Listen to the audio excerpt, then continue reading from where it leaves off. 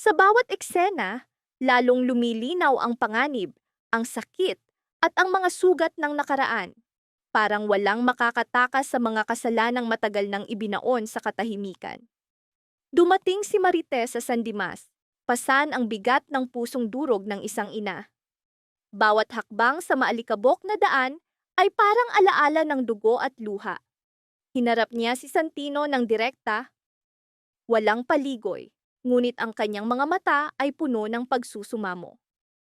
Alam niyang bawat salitang bibitiwan ay maaaring magligtas o tuluyang magwasak sa natitirang piraso ng pagkatao ni Santino. Si Santino na may tila batong hindi matitinag. Malamig ang kanyang mukha, ngunit naglalagablab ang galit sa kanyang dibdib. Mariin niyang pinilit si Marite na sabihin kung nasaan si Tanggol. Para sa kanya, ang pangalang iyon ay hindi lamang tao, kundi sa gisag ng pagkawala ng kanyang buong mundo. Sa nanginginig na tinig, puno ng galit, iginiit niyang huwag siyang lokohin. Huwag itago sa kanya ang lalaking pinaniniwalaan niyang pumatay sa kanyang asawa at anak. Bawat salita ay may tatak ng sugat. Sa isip ni Santino, ang paghahanap kay Tanggol ang tanging daan upang makamit ang hustisyang matagal nang ninakaw sa kanya. Sumagot si Marite. Puno ng luha ang mga mata at tapang na hinugot mula sa lakas ng isang ina. Ipinaliwanag niya, si Tanggol, na tinatawag ding Tang, ay hindi ang pumatay sa asawa't anak ni Santino. Ikinuwento niya ang mga pangyayaring alam niya, mga detalyeng matagal niyang itinago sa takot at hiya. Naniniwala siyang sa likod ng trahedya ay may mas malalim na katotohanan. Bawat salita ay desperadong pagtatangkang iligtas si Tanggol at pag-asa na kahit kaunti mabuksan ang puso ni Santino sa posibilidad na nagkakamali siya. Ngunit para kay Santino, katang-isip lamang ang lahat ng paliwanag ni Marite. Mariin niyang sinabi na hindi siya tatanggap ng anumang kasinungalingan, lalo na mula sa taong pinaniniwalaan niyang sangkot sa kamatayan ng kanyang pamilya. Naglalagablab ang kanyang mga mata, hindi lamang sa galit, kundi sa takot. Takot na marahil mas masakit pa ang tunay na katotohanan kaysa sa paniniwala niyang hawak. Sa katahimikan, malinaw, dalawang pusong sugatan, parehong naghahanap ng hustisya sa dilim. Samantala, sa kabilang panig ng kwento, nagaganap ang isang tahimik, ngunit lihim na pag-uusap. Nakipag-usap si Roberto kay Pungay sa isang lugar na tila sinadya upang hindi marinig ng iba ang kanilang mga salita. Malamig ang mukha ni Roberto, puno ng determinasyon, para bang nakasanayan na niyang kontrolin ang lahat. Sanay siyang itago ang tunay na layunin sa likod ng banayad ng ngiti at mahinahong tinig. Si Pungay na may walang takot na ipinahayag ang kanyang galit at apoy ng paghihiganti. Alam niya ang matagal nang nakabaong eskandalo ng pamilya ni Roberto. Sa mariing tinig, idineklara niyang ilalantad niya ang lahat ng nakatagong kahihiyan, handang gibain ang huwad na reputasyon. Bawat salita ay puno ng banta at pagnanais ng paghihigante, refleksyon ng mga araw na siya'y nyurakan at ginamit. Ngunit hindi natinag si Roberto. Sa malamig na tinig, sinabi niyang madali niyang mapapatahimik si Pungay kung gugustuhin. At kung mangyari iyon, hinding-hindi na matatagpuan ang kanyang bangkay. Hindi iyon malakas na banta, kundi bulong na mas nakakatakot, sapagkat nagmula sa taong may kapangyarihan at hindi nagdadalawang isip na gamitin ito. Sa gitna ng lahat ng pangyayaring ito, lalo pang bumigat ang katahimikan, mas nakakatakot kaysa anumang sigaw. Sa mga mata ni Marite at Santino ay nakaukit ang libu-libong tanong, at ang banggaan ni Roberto at Pungay ay tila handa ng sumabog anumang oras. Bawat tauhan ay nakatayo sa sangang daan kung saan ang kanilang mga pasya ang magtatakda ng hinaharap.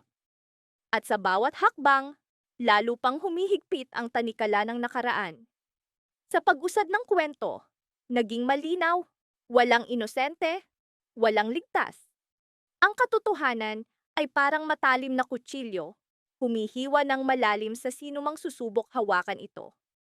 Samantala, ipinakita ni Rigor ang kanyang tunay na mukha, isang pinunong handang isakripisyo ang kapayapaan ng bayan para sa sariling interes. Walang pag-aalinlangan niyang inutusan ang kanyang pulisya na gumamit ng dahas, hindi upang protektahan ng tao, kundi upang durugin ang rally na patuloy na lumalakas at nagiging sagisag ng pag-aalsa ng bayan laban sa katiwalian. Sa sandaling iyon, tila bumigat ang buong paligid.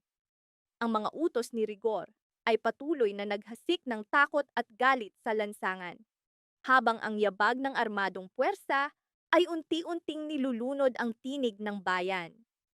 Sa gitna ng kaguluhan, nanatiling tahimik ang puso ni Rigor, sapagkat para sa kanya, ang kapangyarihan ay kayamanang dapat panghawakan kahit kapalit ang pagdurusa ng libu-libong buhay. Mariin namang idineklara ni Miguel na hinding-hindi niya hahayaang makuha ni Tanggol Montenegro ang upuan ng alkalde. Ngunit sa ilalim ng kanyang tinig na puno ng determinasyon ay nakatago ang pangamba, ang takot na malapit nang matapos ang kanyang panahon sa kapangyarihan. Samantala, si Tanggol at ang kanyang mga kasama ay tahimik na sumunod sa sasakyan ni Miguelito, ang kanang kamay ni Miguel at tagapagpatupad ng kanyang maruruming gawain. Malinaw ang plano ni Tanggol, makihalo sa tao, magpanggap na ordinaryong mamamayan, at sa tamang oras ay sundan si Miguelito. Sa kanyang isip ay mabigat na pananagutan, sapagkat ang laban na ito ay hindi lamang tungkol sa kapangyarihan, kundi tungkol sa dangal at sa mga tinig na matagal nang pinatahimik. Sa kabilang panig ng lungsod, buong tapang na hinarap ni Commissioner Medina ang katotohanan. Idineklara niyang panahon na upang malaman ng buong Maynila, si Tanggol Montenegro ang tunay na nagwagi sa halalan. Bawat salita ay bunga ng mahabang pakikipagbuno sa sarili, sa sistema, at sa takot na dala ng pagbubunyag ng katotohanan. Alam niyang maaaring magdala ng kaguluhan ang revelasyong ito, ngunit handa siyang tumindig para sa katotohanan. Samantala, sa tuwing binabanggit ni Santino ang pangalan ni Erica, ang babaeng minahal niya ng walang pasubali, muling bumubukas ang sugat na matagal na niyang tinangkang takpan ng galit at katahimikan. Bumabalik ang mga alaala ng kanilang mga pangako, ng mga gabing puno ng pangarap. Bumabalik din ang alaala ng anak na hindi kailanman isinilang. Isang munting buhay na sana'y naging sagisag ng kanilang pag-ibig, ngunit nauwi sa trahedya. Sa likod ng kanyang galit ay isang pusong durog, isang lalaking naging ama sa isip at damdamin, ngunit hindi kailanman nahawakan ang kanyang anak, hindi narinig ang unang iyak nito. Ang sakit na iyon ang unti-unting nagpapatigas sa kanya. Isang taong hinubog ng pagkawala, nabubuhay ngayon sa mga pilat at galit ng nakaraan. Sa mga mata ni Santino ay walang bakas ng awa. Agad na sumagot ang kanyang ina. Nanginginig ang tinig, puno ng luha ngunit pilit na pinipigilan ang sarili. Hindi iyan totoo, anak. Mahina ngunit mariin niyang wika. Bawat salita ay mabigat na parang bato, handang bumiyak sa kanya anumang sandali. Hindi ang iyong kapatid ang pumatay. Ang kanyang tinig ay puno ng pagsusumamo, parang isang inang nakaluhod sa harap ng tadhana, desperadong sinusubukang buuin ang pamilyang unti-unting guguho. Sa kanyang mga mata ay bakas ang matagal ng takot, na baka mawala rin si Santino, tulad ng iba pang minahal na kinuha ng sakit, galit, at maling pasya. Nanginginig ang kanyang kamay, kamay ng isang inang pagod na sa pag-unawa, ngunit patuloy na lumalaban para sa anak. Bumigat ang dibdib ni Santino sa kanyang mga salita. Para bang mga tanikala ang lalong humigpit, pinipiga ang mga salitang matagal na niyang ikinulong sa loob. Bakit palagi mo siyang pinagtatanggol? Mariin niyang tanong, puno ng galit at lungkot. Bakit? Kung malinaw na siya ang may sala, siya pa rin ang una mong ipinagtatanggol. Sumabog ang kanyang galit, hindi lamang laban sa kapatid, kundi laban sa ina, na pinaniniwalaan niyang bulag sa katotohanan. Bawat tanong ay nagpakawala ng taon-taong kinimkim na hinanakit. Ramdam niyang palagi siyang nabuhay sa anino ni Tanggol, kailanman ay hindi sapat sa mga mata ng kanyang ina. Bumalik ang mga alaala ng kabataan, ang pakiramdam na palaging nasa likod, palaging hindi nauunawaan, palaging pinapatahimik upang bigyang daan ang kanyang kapatid. Mariing umiling ang kanyang ina, huminga ng malalim, at pilit na pinigil ang luha. Hindi ko pinoprotektahan ang sinuman Santino. Mariin niyang wika. Bawat salita'y binigyang diin, binanggit ang pangalan ng anak na para bang iyon lamang ang daan upang maabot ang kanyang puso. Makinig ka sa akin. Nandito ako upang itama ang lahat. Hindi upang pumili ng panig.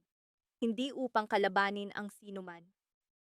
Sa likod ng kanyang mga salita ay nakabaon ang taon ng pagod at pananabik. Ang damdamin ng isang inang palaging nasa gitna ng digmaan ng dalawang anak. Minamahal silang pareho, ngunit araw-araw ay unti-unting nababasag sa bigat ng kanilang alitan. Mabigat ang katahimikan na sumunod, puno ng mga titig na tila nagdadala ng mga salitang hindi mabigkas. Sa sandaling iyon, ramdam ng lahat ang malalim na sugat ng kanilang pamilya, sugat na hindi madaling maghilom, ngunit pilit na tinatangkang gamutin ng isang ina sapagkat ayaw na niyang may mawala pang iba.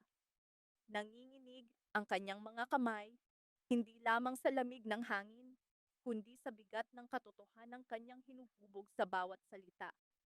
Sa kaibuturan niya ay takot, takot na baka huli na ang lahat, na wala ng oras upang itama ang mga pagkakamaling matagal nang nakaugat sa kanilang pamilya. Bawat tahimik na segundo ay parang matalim na kutsilyo, dahan-dahang humihiwa sa kanyang dibdib. Alam niya, isang maling salita lamang ay sapat na upang tuluyang mapunit ang huling tali ng kanilang ugnayan. Huminga siya ng malalim, pinatatag ang tinig kahit nasa bingit ng pagkaputol.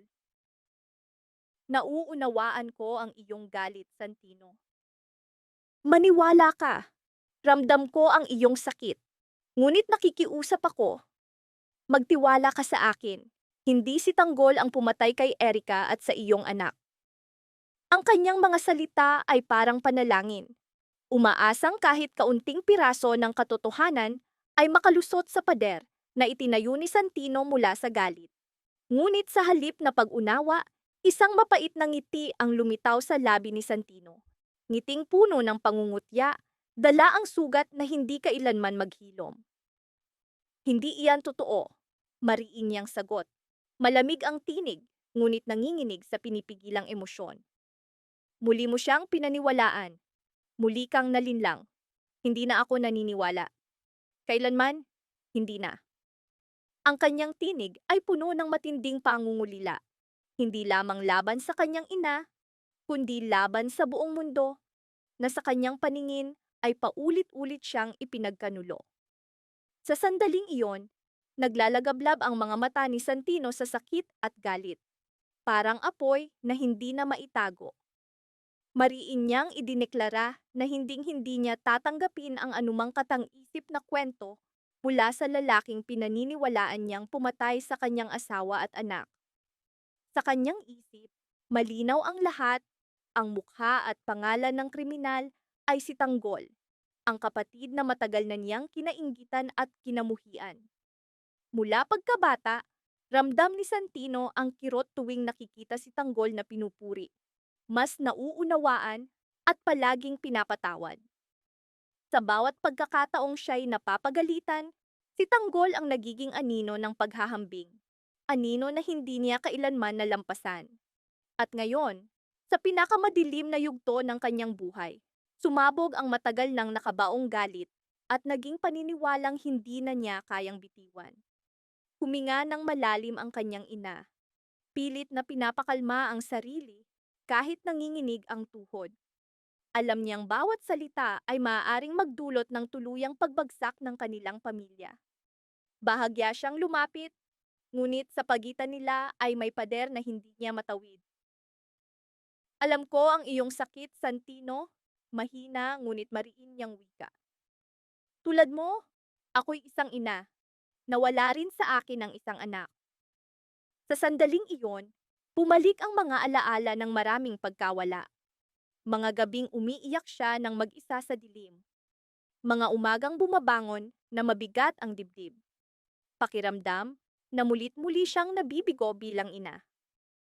Mga sandaling pinili niyang manahimik, sapagkat bawat salita ay parang asin sa sariwang sugat.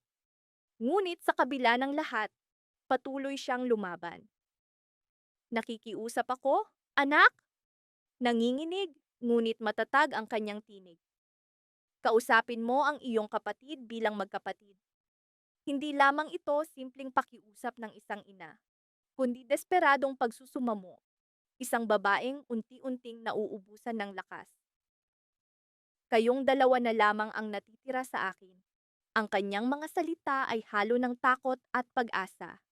Parang huling pagtatangkang buuin ang nabasag na ugnayan ng pamilya. Lalong lumalim ang takot ng ina na tuluyang mabuwag ang pamilya.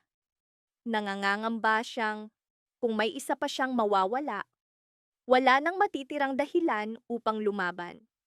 Ngunit sa kaibuturan niya ay may bahagyang liwanag ng pag-asa na marahil sa gitna ng galit at hinala ay may puwang pa para sa pagkakasundo, para sa katotohanang matagal nang nakabaon sa sakit at puot.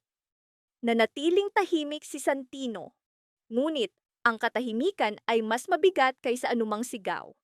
Sa kanyang dibdib ay nagngangalit ang tunggalian, mga alaala ng kabataan, nang si Tanggol ay kanyang kalaro, at ang kasalukuyang matinding puot, mas malakas na ngayon kaysa sa lahat ng alaala. Sa sandaling iyon sa pagitan ng ina at anak, ang hangin ay puno ng hindi mabigkas na damdamin. Lahat ay nagsimula sa kadena ng madugong pangyayari na nagtakda ng kanilang kapalaran. Sa isang sagupaan, napatay ni Tanggol si Ben, isang sandaling hindi na mababawi. Bumagsak ang katawan ni Ben sa malamig na lupa, at sa mga mata ni Tanggol iyon ay hindi lamang tagumpay, kundi mabigat na pasaning hahabulin ang kanyang konsensya habang buhay. Sumunod ang pagbagsak ni Miguelito sa mga kamay ni Tanggol, ang lalaking matagal nang kinatatakutan bilang tahimik, ngunit mapanganib na mandirigma ay nagdala hindi lamang ng wakas ng isang kaaway, kundi ng wakas ng takot na matagal nang gumagapos sa bayan. Hindi rin nakaligtas si Rigor. Sa galit ni Santino at Tanggol, bawat suntok, bawat sigaw ay nagpatikim sa kanya ng bigat ng mga kasalanang naipon sa loob ng maraming taon. Sa huli, naranasan ni Rigor ang parehong sakit na matagal na niyang ipinaranas sa iba. Sa kabuuan, naging matagumpay ang misyon ni Tanggol. Bumukas ang landas tungo sa kapangyarihan, at siya'y naupo sa upuan ng alkalde, isang posisyong hindi niya inakalang makakamtan sa pamamagitan ng ilog ng dugo at luha. Sa sandaling iyon, naunawaan ng lahat na tuluyan ng naipit ni Tanggol si Miguelito. Pagkatapos ng mahabang paghihintay, tamang tiempo at pagtiis sa walang katapusang takot at pagod, dumating na ang sandali. Bawat segundo ay parang patalim, dahan-dahang tumutusok sa dibdib ni Tanggol, ngunit alam niya, ito na ang oras na magtatakda ng tunay na nagwagi. Bigla nilang nakita si Miguelito. Nasa tabi ni Tanggol ang kanyang ama, si Ramon, palaging lakas at gabay niya. Sa isang tingin lamang, nagkaunawaan sila, walang salitang kailangan. Ito ang kanilang target, ang lalaking dapat nilang hulihin, at kung kinakailangan tapusin. Tahimik, ngunit mariin nilang sinundan si Miguelito. Bawat hakbang ay nakaukit ng malalim sa isip ni Tanggol, isang landas na hindi na niya matatakasan. Pagdating ni Miguelito sa opisina ni Commissioner Medina, bumilis ang tibok ng puso ni Tanggol. Alam niyang layunin ni Miguelito na pigilan ang katotohanang matagal nang naghihintay na ibunyag. Ngunit ang layunin ni Tanggol ay hindi lamang ang katawan ni Miguelito, kundi ang pagbagsak ng buong sistemang kinakatawan nito. Para sa mga gerero, sapat na ang pangalan ni Miguelito upang muling pasiklabin ang kanilang galit. At nang makita nila siya, wala nang pagkakataong pakawalan pa. Ang problema ay ang tao. Nakatayo silang siksikan, galit sa pamahalaang gerero na matagal nang nang-aapi sa kanila. Dahil dito, hindi madaling makapasok si Natanggol at ang kanyang mga kasama. Sa gitna ng kaguluhan, ginamit ni Tanggol ang kanyang matalas na isip. Alam niyang hindi sapat ang dahas. Kailangan ang estratehiya. Bawat hakbang ay kalkulado, bawat galaw ay planado. Isang pagkakamali lamang ay maaaring magdulot ng maraming buhay na mawala. Nakihalo sila sa tao. Ang ugong ng bayan ay parang dambuhalang alon, handang lamunin ang sinuman. Sa oras na iyon, si Miguelito ay arugante, walang pakundangan, sumisigaw ng mga insulto sa tao, nagtuturo at nagbabanta. Lalo niyang pinasiklab ang galit ng masa, parang batang walang disiplina, matapang ngunit mangmang. Ipinakita ng kanyang asal ang kawalan ng respeto. Lalong tumibay ang paninindigan ni Tanggol. Naisip niya, kahit walang mataas na edukasyon, ang tunay na halaga ng pinuno ay nasusukat sa kanyang pag-iisip at mga pasya. Tahimik na sinundan ni Tanggol si Miguelito hanggang sa pumasok ito sa opisina ni Commissioner Medina. Alam ni Tanggol na layunin ni Miguelito na pigilan si Medina sa pagbubunyag ng resulta ng muling pagbibilang. Handa si Miguelito na magbayad ng anumang halaga upang manatiling baluktutin ang katotohanan. Ngunit hindi niya alam na naroon na si Tanggol at ang kanyang grupo. Ayon sa plano, mabilis silang naghiwa-hiwalay. Sinabi ni Tanggol na siya na ang haharap kay Miguelito. Sa labas, si Ramon at ang kanyang mga kasama ang haharap sa pulis at mga tauhan ni Miguelito. Sa sandaling iyon, nagsimula ang tunay na labanan. Isang laban na magtatakda ng kapalaran ng katotohanan at ng kanilang kinabukasan. Mabigat ang dibdib ni Ramon, ngunit alam niyang ito na ang sandali upang pagkatiwalaan ng kanyang anak. Habang naglalakad sila sa gusali, nagharap sina Tanggol, Miguelito, at Commissioner Medina. Tapos na ang muling pagbibilang, malinaw ang resulta. Si Tanggol ang nagwagi. Ramdam ng tatlo ang bigat ng sandaling iyon. Ang mukha ni Commissioner Medina ay puno ng pagod at paninindigan. Sinabi niyang panahon na upang humarap sa media at magdaos ng press conference upang malaman ng lahat na si Tanggol ang tunay na nagwagi. Ngunit biglang humakbang si Miguelito. Sa mariing tinig sa harap ng komisyoner, idineklara niyang hinding-hindi niya hahayaang mailantad ang katotohanan. Puno ng pagbabanta ang kanyang tinig, iginiit na siya pa rin ang dapat kilalaning nagwagi. Sinubukan pa niyang suhulan ang komisyoner. Tinanong kung magkano ang gusto nito. Ngunit mariing tumanggi si Commissioner Medina. Sinabi niyang hindi niya ipagbibili ang kanyang konsensya sa anumang halaga. Nanginig ang kanyang tinig, hindi sa takot, kundi sa bigat ng pananagutan. Sa sandaling iyon, tahimik na nakatayo si Tanggol, handang kumilos. Alam niyang anumang mangyari ngayon ay magtatakda hindi lamang ng kanyang kapalaran, kundi ng kapalaran ng buong lungsod. Huminga ng malalim si Commissioner Medina at sinabi na wala ng oras na dapat sayangin. Kailangang ibunyag na ang katotohanan ngayon. Bawat salita ay puno ng banggaan ng takot at tapang. Alam niyang maaaring magdulot ng mas matinding kaguluhan ang revelasyong ito. Nakatayo si Tanggol sa di kalayuan, maingat na nakikinig. Namaga ang kanyang mga ugat sa noo, bawat salita ay parang matalim na patalim na umuukit sa kanyang isip. Nang marinig niya mismo mula sa bibig ni Commissioner Medina na siya nga ang tunay na nagwagi, naramdaman niyang hindi ito ang tagumpay na kanyang hinangad. Isa itong katotohanang nagtulak sa kanya sa gitna ng apoy. Sa isang iglap, naunawaan niyang wala ng pag-urong. At sa sandaling iyon, habang binabanggit ni Commissioner Medina ang kanyang pangalan, Sumabog ang galit ni Miguelito, isang naglalagablab na puot na handang baguhin ang lahat sa isang iglap. Biglang nagdilim ang mga mata ni Miguelito at ang dating arogansya ay naging lantad na galit. Mabilis niyang hinugot ang baril at itinutok kay Commissioner Medina. Mariin niyang pinisil ang gatilyo at sa nanginginig ngunit nakakatakot na tinig ay nagbabala.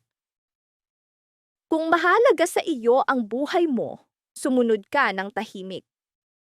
Sa sandaling iyon, malinaw na tuluyan nang nawala sa kontrol si Miguelito. Habang nakatutok ang baril ni Miguelito sa komisyoner, biglang humarap si Tanggol sa kanya. Nagtagpo ang kanilang mga mata. Nakita ni Tanggol ang lalaking matagal na niyang hinabol. Ang lalaking sumira ng napakaraming buhay. Walang pag-aalinlangan, itinaas ni Tanggol ang kanyang baril at itinutok kay Miguelito. Sa naglalagablab na galit, pinigkas niya ang pangalan ni Miguelito. Bago pa man may masabi, umalingaw-ngaw ang unang putok. Si Tanggol ang unang bumaril at tinamaan ang kaliwang kamay ni Miguelito. Napasigaw siya sa sakit, ngunit mahigpit pa ring nakahawak ang kanang kamay sa baril. Patunay ng kanyang katigasan at matinding kapangyarihan ng loob. Gumanti si Miguelito. Mabilis na kumilos si Tanggol, naramdaman ng bala na dumaan sa kanyang katawan. Gumuho ang pader na kanyang pinagtataguan, nagkalasog-lasog ang semento at kumalat ang alikabok sa buong paligid. Pumagsak si Commissioner Medina sa sahig, nanginginig sa takot, nakayuko upang magkubli.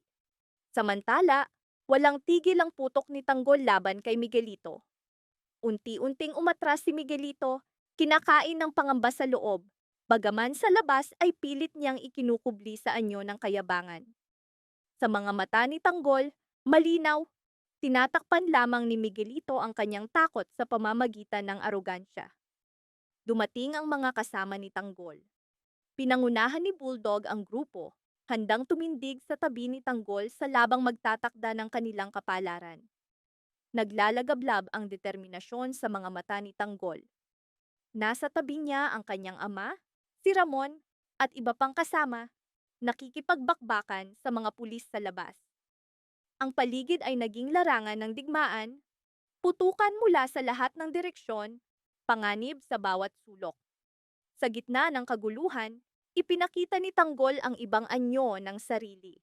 Kumilos siya na parang mandirigmang hinubog ng apoy at dugo, gumugulong, tumatalon, humihiga, at muling bumabangon.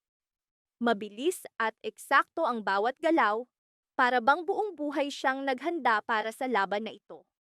Bawat putok ay may bigat ng kanyang galit, sakit, at paninindigan, tapusin ang lahat. Si Miguelito na may bagaman arugante at patuloy na nagbabanta, kumilos ng padalos-dalos. Paulit-ulit niyang isinisigaw na papatayin niya si Tanggol, ngunit malinaw na humihina na ang kanyang lakas. Sa gitna ng putukan, sumigaw si Tanggol kay Bulldog na protektahan si Commissioner Medina. Agad na hinawakan ni Bulldog ang balikat ng komisyoner. Itinayo siya at tinakpan. Walang pag-aalinlangan si Medina, habang patuloy na nagpapaputok si Bulldog, pinapabagsak ang sinumang lumapit. Hindi tumigil ang sagupaan ni Tanggol at Miguelito. Kahit sugatan, patuloy na sumugod si Miguelito. Ngunit nang muling pumutok si Tanggol mula sa lupa, tumama ang bala sa tiyan ni Miguelito. Napayuko siya sa sakit at sinundan ni Tanggol ng mga putok sa dibdib. 2 bala, kaliwa at kanan, ang tumama ng direkta, dahilan upang bumagsak si Miguelito sa sahig. Sa huling sandali, 1 bala ang tumama sa kanyang noo. Nakahandusay si Miguelito, nakatitig ang mga mata sa kawalan, nakabuka ang bibig, unti-unting nilalamon ng katahimikan. Dahan-dahang tumayo si Tanggol, lumapit sa walang buhay na katawan ni Miguelito. Sa huling bugso ng galit at paghuhusga, muling pumutok ang kanyang baril, pinuno ng bala ang bangkay. Sa kanyang dibdib ay naghalo ang pakiramdam ng tagumpay at malalim na kawalan. Sapagkat alam niya, sa pagtatapos ng laban na ito, may bahagi ng kanyang sarili ang tuluyan ng nawala. At ang katotohanan iyon, ang sugat na iyon ay hindi na maghihilom kailanman.